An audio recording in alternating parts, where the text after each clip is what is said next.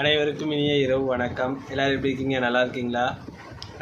ஒரு சிஸ்டர் சொல்லியிருந்தாங்க, நான் ஒரு கமாண்டில் பார்த்தேன். என்னுடைய கமாண்டு கிடையாது, நான் வேறு கமாண்டில் தான்.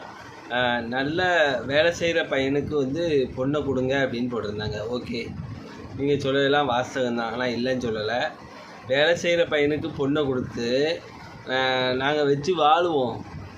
அதே நேரம் நீங்கள் வந்து உங்களுக்கு வந்து சமைக்கவும் தெரிஞ்சிருக்கணும். ஃபஸ்ட்டு வந்து வீடு வாசல் சுத்தமாக வச்சுருக்கணும். மாமனார் மாமியாரை மதிக்க தெரியணும். அப்படி இருந்தால் தான் நாங்கள் வச்சு வாழுவோம். எங்களை நீங்கள் எதிர்த்து பேசுவீங்க. உங்களுக்கு சம்பாத்தியமும் நாங்கள் பண்ணி போடணும். உங்கள் பேச்சையும் கிடந்து நாங்கள் அடிமையாக இருக்கணுமா? இல்லை எப்படின்னு எனக்கு தெரியல. எத்தனை ஆண்களோட வாழ்க்கை அப்படி வம்பா போகுது தெரியுமா? சும்மா வாய் இருக்குன்னு பேசக்கூடாது, சரியா? நல்ல வேலை தெரிஞ்ச பையனுக்கு பொண்ணை கட்டி கொடுக்கணுன்ட்டு. நான் என்னுடைய கருத்து என்னென்னா, பையனுக்கு வேலை தெரிஞ்சால் மட்டும் போதாது. பொண்ணை எதிர்பார்க்கவங்க, பொண்ணை கட்டுறவன் என்ன தெரியுமா நினைப்பான்? புருஷனை அன்பாக பார்த்துக்கிடணும். எவ்வளோலாம் நினைப்பாங்க தெரியுமா ஆண்கள்? அதெல்லாம் சில பெண்கள்கிட்ட வந்து, ஒரு சில பெண்கள்கிட்ட கிடையவே கிடையாது.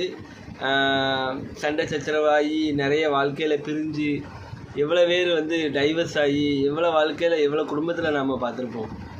கேளுங்க, வாய் இருக்குன்னு நல்லா சொல்லக்கூடாது. நல்ல வேலை பார்க்குற பையனுக்கு பொண்ணு கொடுக்கணும்னு, சரியா? அதாவது எல்லாத்தையும் எதிர்பார்த்து தான் ஒரு ஆண் வந்து பொண்ணை வந்து கல்யாணம் பண்ணிப்பாங்க. இப்போ வந்து நிறைய 1000 பொய்யின்னு கிடையாது, 2000 பொய்யை சொல்லி ஒரு பையன் தலையில் ஒரு பொண்ணை கட்டி வச்சிடுறாங்க. எத்தனை பசங்களோட வாழ்க்கை அப்படி வம்பா போகுது தெரியுமா? புரிஞ்சு பேசுங்க, சரியா? வீடியோ பிடிச்சா லைக் பண்ணுங்கள், கமெண்ட் பண்ணுங்கள். நான் சொன்னது கரெக்டான கமெண்டில் சொல்லுங்கள். நன்றி, வணக்கம். மறக்காமல் சப்ஸ்கிரைப் பண்ணிடுங்க.